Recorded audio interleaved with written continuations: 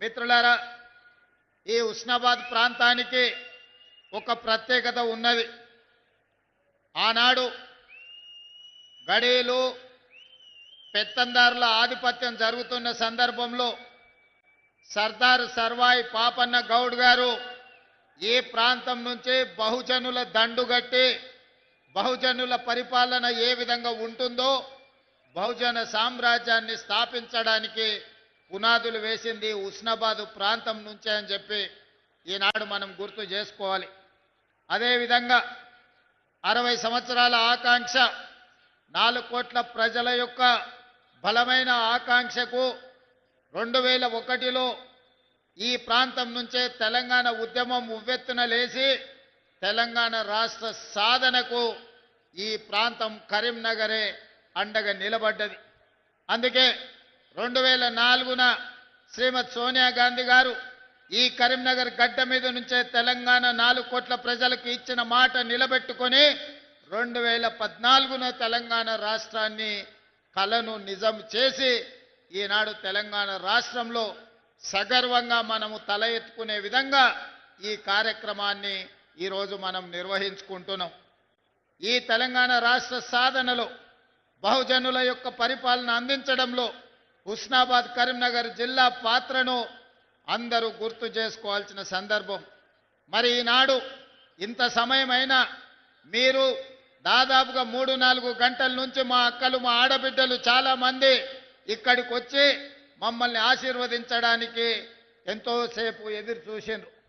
కానీ 2 సంవత్సరాల ఉత్సవాలను పూర్తి చేసుకోబోతున్న మనం ఢిల్లీకి వెళ్ళి పెద్దల్ని, ముఖ్యంగా మన 60 సంవత్సరాల యొక్క ఆకాంక్షను నెరవేర్చిన గొప్ప నాయకురాలు శ్రీమతి సోనియా గాంధీ గారికి ఆహ్వాన పత్రికను అందించి వారి ఆశీర్వాదం తీసుకొని మల్లికార్జున్ ఖర్గే, రాహుల్ గాంధీ, ప్రియాంక గాంధీతో పాటు ఈ దేశ ప్రధానమంత్రి నరేంద్ర మోడీ గారికి, ఇతర మంత్రులకు తెలంగాణ రాష్ట్రం డిసెంబర్ 8-9 నాడు జరుపుకోబోయే తెలంగాణ రైజింగ్ గ్లోబల్ సమ్మిట్కు సంబంధించిన ఆహ్వాన పత్రికను అందించడమే కాకుండా భవిష్యత్తు కోసం ఏ విధంగా తెలంగాణ అభివృద్ధి ప్రణాళికలు రచించుకుంటుందో వారి అందరికీ ఈరోజు వివరించడం జరిగింది. ఈనాడు మిత్రులారా, డిసెంబర్ 3కు ఒక ప్రత్యేకత ఉన్నది. డిసెంబర్ 3, 2023 నాడు 10 సంవత్సరాల పరిపాలన మీద ఆధిపత్యంతో ప్రజలని చెరబట్టి హింసిస్తున్న ప్రభుత్వానికి చరమాంకం పలికి మీ ఓటునే ఆయుధంగా మార్చి ఆనాటి దుర్మార్గమైన పాలనను అంతమొందించి ప్రజా పాలనను మీరందరూ తీసుకురావడం జరిగింది. అదే కాదు, డిసెంబర్ 3కి ఇంకొక ప్రత్యేకత ఉంది. తెలంగాణ మలిదశ ఉద్యమానికి ఉవ్వెత్తున ఊపిరులూది ఉద్యమాన్ని పతాక స్థాయికి తీసుకెళ్లిన శ్రీకాంతాచారి వర్ధంతి కూడా ఈ డిసెంబర్ 3 తారీఖు నాడే. అందుకే శ్రీకాంతాచారి స్ఫూర్తితో నేను మరణించినా సరే, నా కుటుంబం నష్టపోయినా సరే, నా కుటుంబం కష్టపడ్డా సరే, తెలంగాణ నిరుద్యోగ యువతకు ఉద్యోగ ఉపాధి అవకాశాలు రావాలి, వాళ్ళ జీవితాలలో వెలుగులు నిండాలి అని ఆనాడు శ్రీకాంతాచారి ఆత్మ బలిదానం చేసుకొని ఈ తెలంగాణ రాష్ట్ర ఏర్పాటుకు ఒక గొప్ప స్ఫూర్తినిచ్చారు. అందుకే శ్రీకాంతాచారి స్ఫూర్తితో కాంగ్రెస్ పార్టీ అధికారంలోకి వచ్చిన మొదటి సంవత్సరమే రాష్ట్ర ప్రభుత్వంలో 60,000 ప్రభుత్వ ఉద్యోగ ఖాళీలను భర్తీ చేసి ఈ తెలంగాణ ఉద్యమం ఉద్యోగాల కోసమే అన్న సంగతిని ఆనాడు నిరూపించి మొదటి సంవత్సరంలోనే 60,000 ఉద్యోగాలు ఇవ్వడం జరిగింది. ఇప్పుడు ఇంకొక 40,000 ఉద్యోగాల కోసం ప్రణాళికలు రచిస్తున్నాం. తొందరలోనే ఇంకా 40,000 ఉద్యోగాలు ఇచ్చి 2.5 సంవత్సరాలు పూర్తి చేసుకునే లోపల 1,00,000 ఉద్యోగ ప్రభుత్వ ఖాళీలను భర్తీ చేయడం ద్వారా ఇది ప్రజా ప్రభుత్వం ప్రజల కోసమే పనిచేస్తుంది, ప్రజల ఆకాంక్షలను నెరవేరుస్తుందని ఈనాడు మనం నిర్ణయాలు తీసుకొని ముందుకు వెళ్తున్నాం. అదేవిధంగా మీకందరికీ తెలుసు, ఈ భారతదేశ మొట్టమొదటి ప్రధానమంత్రి ఆనాడు దేశం అభివృద్ధి జరగాలి అంటే ఈ దేశంలో ఉన్న నిరక్షరాస్యతను తొలగించాలి, ఈ దేశంలో ఆకలి కేకలతోని ఆత్మహత్యలు చేసుకుంటున్న ఈ ప్రజలకు కడుపు నిండా పట్టెడు అన్నం పెట్టాలన్న ఆలోచనతోటి ఎడ్యుకేషన్ ఇరిగేషన్ విధానాన్ని ఆనాడు పండిత్ జవహర్లాల్ నెహ్రూ గారు ప్రవేశపెట్టిండ్రు. వారి స్ఫూర్తితోనే ఈనాడు మన ప్రభుత్వం నడుస్తుంది. అందుకే శాతవాహన యూనివర్సిటీకి అవసరమైన ఇంజనీరింగ్ కాలేజు, లా కాలేజీలు మీకు కావాల్సిన నిధులను ఈరోజు మంజూరు చేయడం జరిగింది. ఇదే కాదు, ఈనాడు మాటలు మాట్లాడుతున్నారు, 1,00,000 కోట్లు పెట్టి కాళేశ్వరం కట్టినమన్నారు.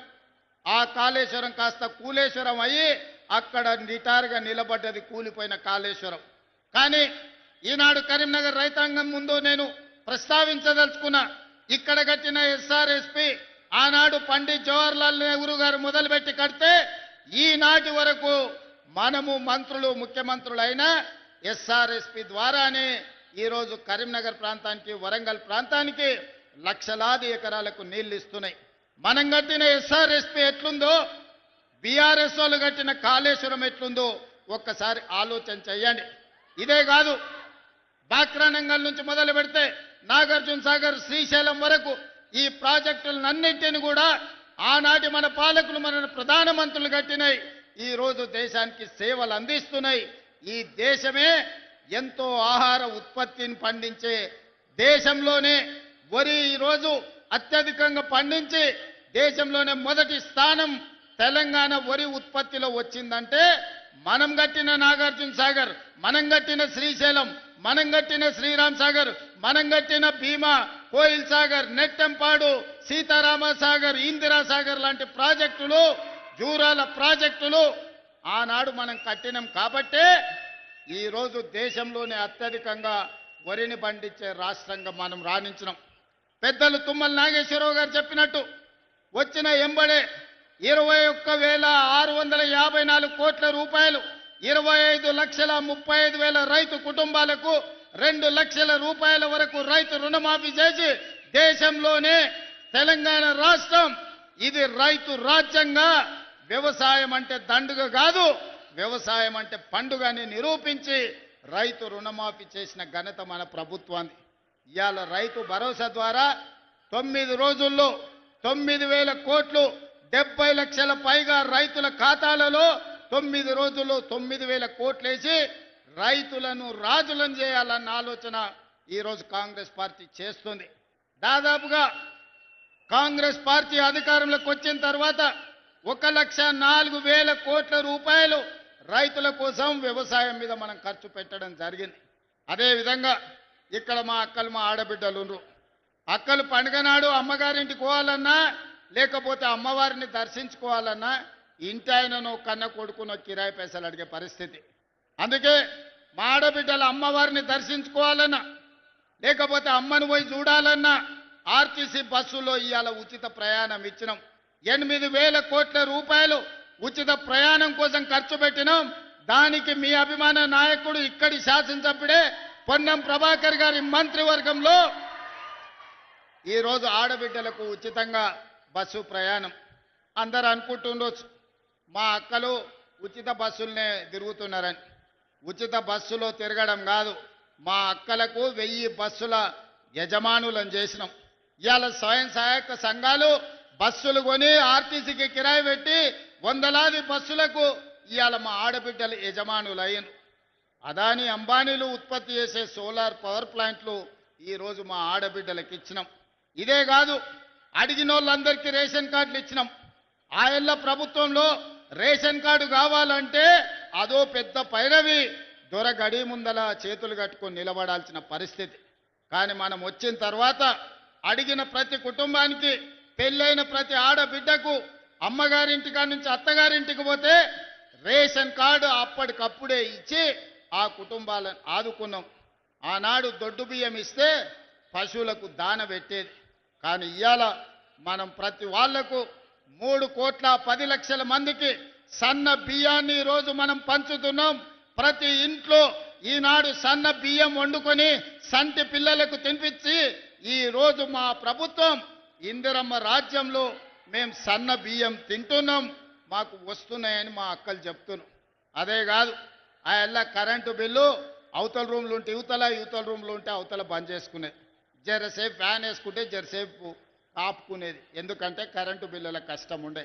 అందుకే ఇవాళ పేదవాళ్ళు ప్రశాంతంగా ఉండాలి అనంటే ప్రతి పేదవాడి ఇంటిలో వెలుగులు నిండాలి అని ఈరోజు 200 యూనిట్ల వరకు ప్రతి పేదవాడి కుటుంబంలో దాదాపుగా 50 లక్షల కుటుంబాలకు 200 యూనిట్లు ఈనాడు ఉచితంగా కరెంట్ ఇస్తున్నాం. ఇదే కాదు, ఇల్లు లేని వాళ్లకు ఇల్లు ఇవ్వాలని ఇందిరమ్మ ఇండ్లు ఇప్పటికే 4.5 లక్షల ఇండ్లు మంజూరు చేసినాం. 22,500 కోట్ల రూపాయలు ఈరోజు పేదల ఇండ్లకు ఖర్చు పెడుతున్నాం. ప్రతి గ్రామాన ఇవాళ ఇందిరమ్మ ఇండ్లు నిర్మించుకుంటున్నారు పేదవాళ్ళు. అందుకే ఈనాడు ఆడబిడ్డల మంచి కోసం, రైతుల మేలు కోసం, నిరుద్యోగ యువత యొక్క భవిష్యత్తు కోసం తెలంగాణ రాష్ట్రాన్ని అభివృద్ధి పదం వైపు నడిపించుకుంటున్నాం. అందుకే 2 సంవత్సరాలు పూర్తి చేసుకుంటున్న సంబరాలు చేసినాం. ఈరోజు ఒక్క మాట అడగదలుచుకున్నా ఉస్నాబాద్ నియోజకవర్గ ప్రజల్ని. ఒక పక్కన గజ్వేల్ ఉంది మీకు, ఇంకో పక్కన సిరిసిల్ల ఉంది, ఆ పక్కన సిద్దిపేట ఉంది. ఈ 3 నియోజకవర్గాలల్లో దేవుళ్ళు ఏమైనా పరిపాలిస్తుర్రా? గత 10 ఏళ్ళు ఈ ఉస్నాబాదు అంతకంటే ముందు కూడా టీఆర్ఎస్ వాళ్ళు ఎమ్మెల్యేలు ఉన్నారు కదా, ఆడ మొదలుపెట్టిన రంగనాయక సాగర్ పూర్తవుతుంది, కొండపోచమ్మ పూర్తవుతుంది, మల్లన్న సాగర్ పూర్తవుతుంది. ఆ నియోజకవర్గాలు నిధులు వరదలై పారుతాయి.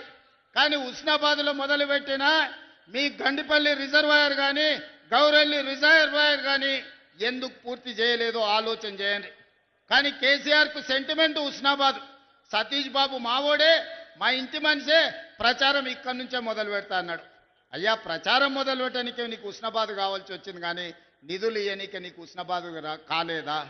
ఈ ఆదర్శ గ్రామం అని ఒకటి తీసుకున్నావు, దానికి ఏం చేసినావు అని నేను అడుగుతున్నా.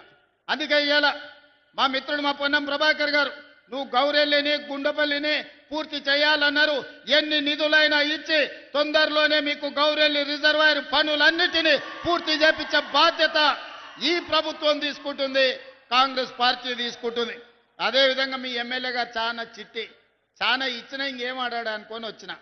మీకు కాలేజీలు ఇచ్చినా, యంగ్ ఇండియా ఇంటిగ్రేటెడ్ స్కూళ్ళు ఇచ్చినా, మీకు రోడ్లు ఇచ్చినా, చాలా ఇచ్చినాక మా పొన్నమన్న సంతోషంగా ఉంటాడు అనుకున్నా. అది అయిపోయింది, ఇచ్చింది అయిపోయింది, మళ్ళీ ఏం చేస్తావో చెప్పని మళ్ళీ కొత్త కాగితం ఇచ్చిండు. దీంట్లో చాలా ఉన్నాయి.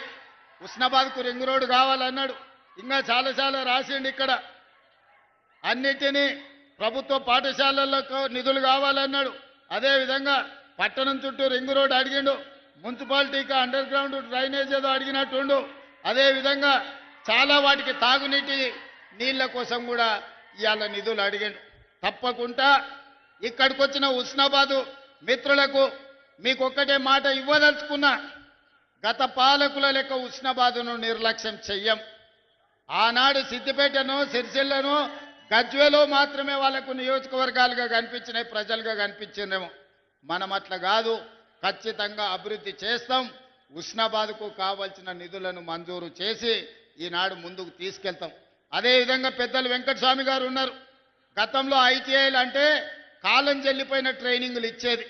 ఆడ డీజిల్ కార్ మెకానిక్ ఇస్తే ఆ డీజిల్ అంబాసిడర్ కారు షెడ్డుకు పోయింది.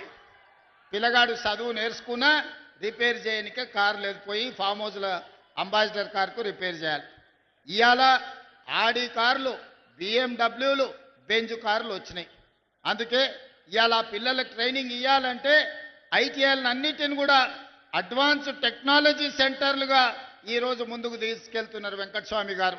అందుకే ఏటీసీలో జాయిన్ అయ్యే ప్రతి విద్యార్థికి ప్రతి నెల 2,000 రూపాయలు స్కాలర్షిప్ ఇవ్వడం ద్వారా నిరుద్యోగ యువకులను అభివృద్ధి పదం వైపు సాంకేతిక నిపుణులుగా మార్చి ఈరోజు ముందుకు తీసుకెళ్తాం. అదేవిధంగా మిత్రుడు శ్రీధర్ బాబు గారు ఇక్కడనే ఉన్నారు. ఇవాళ గ్లోబల్ సమ్మిట్ పోయి నేను ప్రధానమంత్రి గారికి, సోనియా గాంధీ గారికి ఆహ్వాన పత్రిక ఇచ్చిన.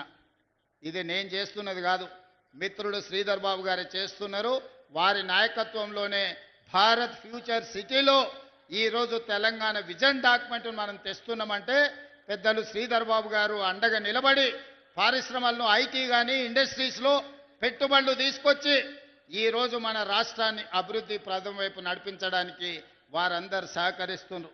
అందుకే మిత్రులారా, ఇంత ఆలస్యమైన మీతో కలవాలి, మీతో మాట్లాడాలి, ఆశీర్వదించిన మీతో మన సంతోషాన్ని పంచుకోవాలి.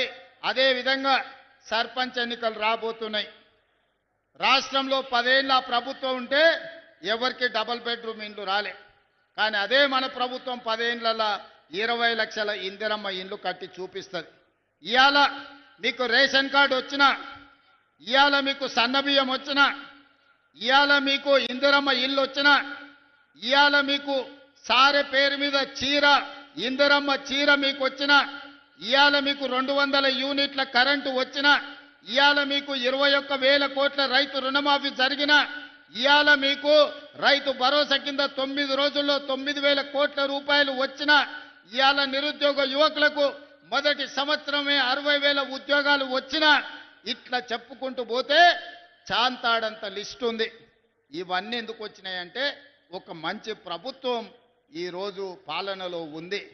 మంచి ప్రభుత్వం ఉంటే రాష్ట్రం ఎట్లా అభివృద్ధి చెందుతుందో, ఒక మంచి వ్యక్తి గ్రామ పంచాయతీ సర్పంచ్ ఉంటే ఆ గ్రామం అభివృద్ధి చెందుతుంది.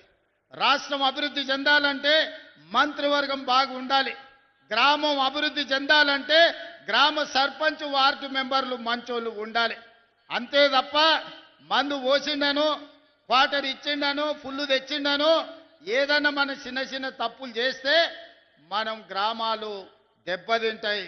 మంచోళ్ళని ఎన్నుకోండి, మంత్రులతో కలిసి పనిచేసేటోళ్ళని ఎన్నుకోండి, ఏడైనా ఈ ప్రభుత్వంతో కలిసిమెలిసి ఉండేటోళ్ళని ఎన్నుకోండి. కాళ్ళల్లో కట్టెలు పెట్టేటోడు ఉంటే వానికి రాజకీయంగా పనికొస్తుందేమో కానీ మీ గ్రామ అభివృద్ధికి నిధులు రావు. అందుకే ఈడున్న యువమిత్రులను 10 ఏళ్ళు రాజకీయాలు పక్కన పెట్టండి, మన సమస్యలను పరిష్కరించుకుందాం. అందరు ఏకంగా నీ గ్రామాలలో వీలైనంత మేరకు ప్రజలను ఒప్పించే ఏకగ్రీవం చేసుకోండి. లేదా మంత్రులతోని ఎమ్మెల్యేలతోని కలిసి పనిచేసే సర్పంచులను గెలిపించుకోండి. అప్పుడు మన గ్రామాలకు నిధులు వస్తాయి. కేంద్రం నుంచి కొట్లాడైనా రాష్ట్ర ప్రభుత్వం నుంచి అత్యధికంగా నిధులు గ్రామాలకు విడుదల చేసే బాధ్యత నేను తీసుకుంటా. మరి మీరు మాత్రం మంచి వాళ్ళను, ప్రజలతో మంచిగా ఉండే వాళ్ళనే సర్పంచులుగా ఎన్నుకోండి. ఒకవేళ సర్పంచ్ కింద కిరికిరిగాడు వచ్చిందంటే మన కాలం 5 ఏళ్ళు చూస్తుంటేనే కండ్ల ముందల కరిగిపోతుంది. ఎక్కడైనా మన చుట్టం ఉంటే ఉండొచ్చు, ఏడ బావ అన్నా సరే కానీ వంకాయ తోట కాడ బావ అనొద్దని వెనకడికి పెద్దోళ్ళే చెప్పారు. అవునా? ఇక ఒకడొకడు ఉంటాడు, వాడు 3 ఏళ్లకు 33 దొడ్లు ఉన్నాయని పొంకనాలు చెప్పేటోడు వస్తాడు. ఇట్లాంటోళ్ళని కింద మీరు వార్డు మెంబర్లుగా సర్పంచులుగా చేసిరంటే మీరు బుద్ధిమంతుడని సర్ది కడితే వాడు చక్కగా బొడ్రాయి కాడు వైపు భోంచేసి మళ్ళీ వచ్చి ఇంకేం పెడతామని అడిగిండు అనుకో, మీ ఊర్లన్నీ దెబ్బతింటాయి. అందుకే బుద్ధి ఉన్నోని, మంచి ఆలోచన ఉన్నోని, గ్రామాన్ని అభివృద్ధి చేయాలన్న పట్టుదల ఉన్నోని, స్థానికంగా మంత్రులతోని కలిసి పనిచేసేటోళ్లను, మంత్రుల దగ్గర పోయి కూర్చొని నిధులు తెచ్చుకునేటోళ్ళను. ఇవాళ ఉస్నాబాద్కి ఎందుకు వచ్చినాయి నిధులు? పొన్నం ప్రభాకర్ ఎమ్మెల్యేగా ఉన్నాడు, మంత్రిగా ఉన్నాడు కాబట్టి ముఖ్యమంత్రి దగ్గర వచ్చి కూర్చొని కొట్లాడి నిధులు తెచ్చాడు. రేపైనా మీ గ్రామాలకు నిధులు రావాలంటే ఆ సర్పంచ్ ఎమ్మెల్యే దగ్గరనో మంత్రి దగ్గరనో కూర్చొని ఈ ప్రభుత్వంలో నిధులు తెచ్చుకోవాలి. మంచిగా అడిగితే నిధులు వస్తాయి, మాట్లాడితే నిధులు వస్తాయి, మన సమస్యలు చెప్పుకుంటే నిధులు వస్తాయి. తద్వారా మన సమస్యలు పరిష్కారం అవుతాయి, గ్రామాలు అభివృద్ధి చెందుతాయి. మేము ఎన్ని వైరుధ్యాలున్నా కేంద్రానికి ఇన్నిసార్లు పోయి రాష్ట్రానికి అవసరమైన నిధులు తీసుకొస్తున్నాం. అందుకే ఈ గ్రామ పంచాయతీ ఎన్నికలు మన గ్రామాలలో వెలుగులు నింపే ఎన్నికలు. మీరు మంచోళ్ళని చూసి ఎన్నుకోండి. మీ గ్రామాలకు నిధులు ఇచ్చే బాధ్యత, ఈ తెలంగాణ రాష్ట్రాన్ని అభివృద్ధి చేసే బాధ్యత ఈ ప్రభుత్వం తీసుకుంటుంది. ఇంత ఆలస్యమైన ఇన్ని వేల మంది ఉండి ఆశీర్వదించడానికి వచ్చినందుకు మీకందరికీ ధన్యవాదాలు, కృతజ్ఞతలు తెలియజేస్తూ సెలవు తీసుకుంటున్నా. ధన్యవాదాలు మిత్రులారా.